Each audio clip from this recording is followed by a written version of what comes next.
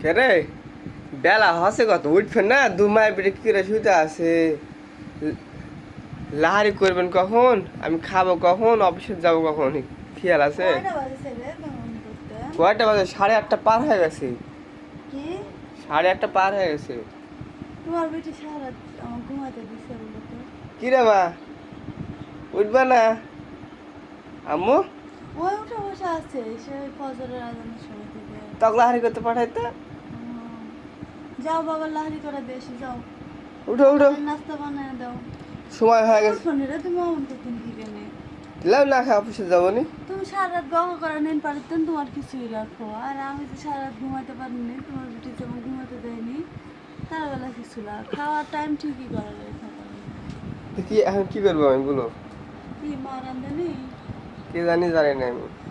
দেখো দিন মা রান্ধে দিয়ে উঠো উঠে পড়ো তো আম্মু তাড়াতাড়ি উঠে উঠো ভালো লাগছে না আবার দেখ কেমন শুয়ে পড়তেছে